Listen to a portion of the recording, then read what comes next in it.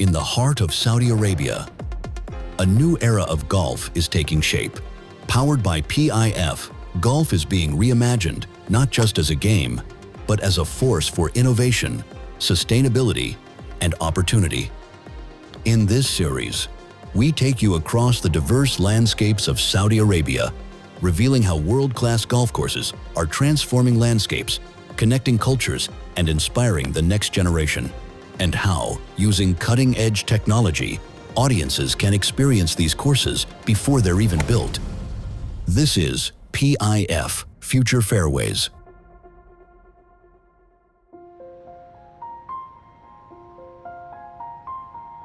Golf is playing a strategic and symbolic role across several of Saudi Arabia's PIF-backed giga projects, including NEOM, the Red Sea, Qiddiya, and Diriyah. At the Red Sea, golf is a central part of the premium ecotourism offering, with facilities built to the highest environmental standards and positioned to attract enthusiastic travelers from around the world. More broadly, golf enhances the prestige and global relevance of these developments. It helps position them as a destination of choice for visitors, international events, and long-term economic diversification.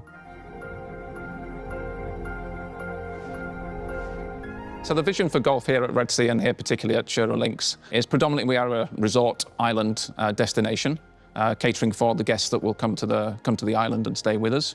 Across the island, we have 11 luxury hotels, 305 residences, and Saudi Arabia's first island golf course. And there's not many destinations in the world where you have a golf course of this quality. You know, it's very capable of holding some of the best tournaments in the world. This is definitely a championship golf course, but it is also a resort golf course where you can hit the ball almost anywhere and be able to advance it. And that we want to make it a user-friendly golf course for the average player. Shura has these channels that works its way through the island, exposes mangroves, so you get that wonderful contrast. You get this vibrant green against white sand and this crystal blue water. And then we add the hotels and the villas and all that, which, by the way, Shura has this awesome villa design concept where the buildings themselves have these carved rounded roofs that are packed into dune areas. So it feels like a sand dune course as you play your way through the development. It is an exceptionally well-designed golf course, using the topography of Shura Island exceptionally well. Each hole has 5 teeing grounds, which then makes it available for every level of player. There's water available and features on 13 of the holes really quite extensively. So for a good golfer, and even for somebody quite new to the game, there's a lot of huge challenges out there on the golf course. And we got some of the best par threes in the region. Really some spectacular par threes on the golf course. Shura is going to bring on a little bit more of an informal field, whereas Laheq is truly going to feel more beachy, with more beach material that filters out into the waters, and it really does evoke more of a beach theme.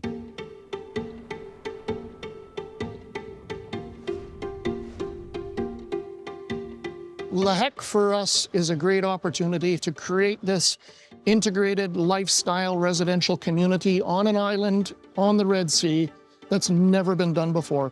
When we look at the residential communities and how they're seamlessly blended throughout the fabric of the island, we look specifically at golf.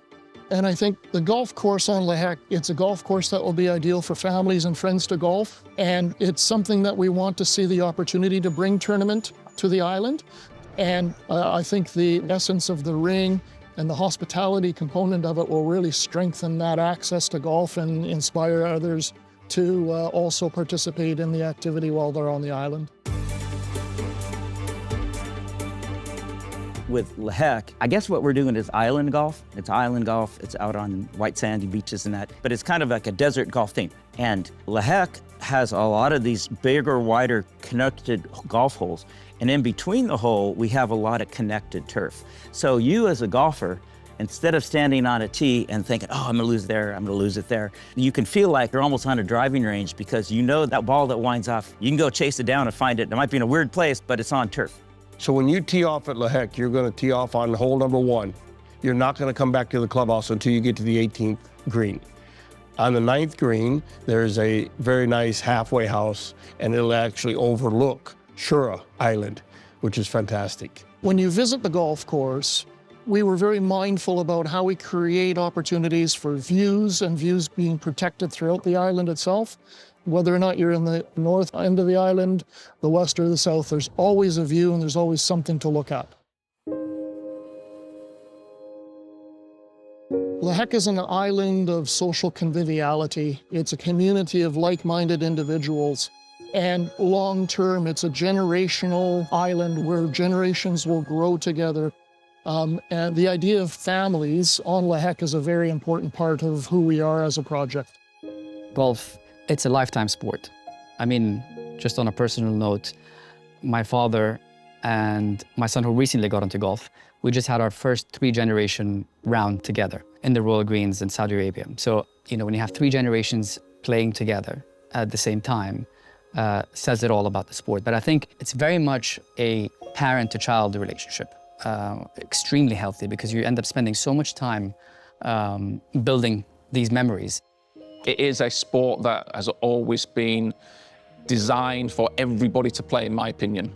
You know, it is very much a family sport now. And even though we are on an exceptional resort island, we want to bring that aspect of that coaching to give people their first opportunity to try golf. And then getting the children involved is really exciting for us. I think the role of PIF is building from the grassroots all the way to the professional level for everything we are doing. For example, like the PIF Pathways is to focus on the young generation and to prepare them to be part of the story of golf of the future. We're in active dialogues and alignment with both NEOM and Red Sea Global. These discussions are centered around developing tailored programs, especially in talent identification and junior development, that match the scale and ambition of these regions. Our intent is very clear: to ensure that these destinations don't just host courses, but become incubators for golf excellence, innovation, and accessibility.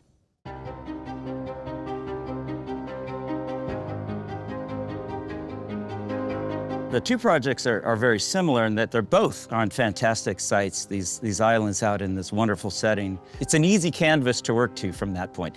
But from an engineering point of view, it's important that you not just create a good product, but you're very attuned to doing the right thing along the way. At Red Sea Global, we are totally off-grid and we rely 100% on renewable energy. So we optimize the use of treated sewage water, or TSE, for our water irrigation. This helps us offset the demand of desalinated water and support our resource conservation.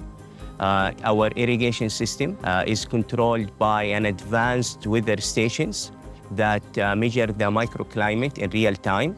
These stations are connected to a cloud-based platform, which will allow us to remotely monitor and adjust water use in real time. And some golf courses have different grass on greens, different grass on fairways, and we have one species throughout the whole golf course called Platinum TE. It's a paspalum grass, and it is very tolerant to salt water.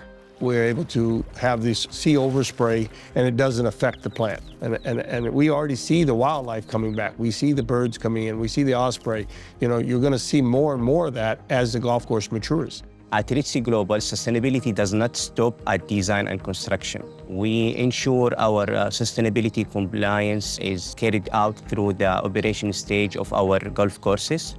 That's why our priority is toward certifying all of our golf courses under 2 of the respected golf courses green programs, such as GUE and Audubon. Yeah, I mean, Red Sea Global's main objective is not just the ecology side of things and the sustainability, it's the regeneration as well. Our mangrove farm, for instance, there's 1 million mangrove plants in there. We're already planting mangroves on the other side of the golf course. So again, that will attract the wildlife. And I think going through the rest of the kingdom, I think they're looking at us now and seeing the developments that we're making and how we're managing to produce a golf course of this quality.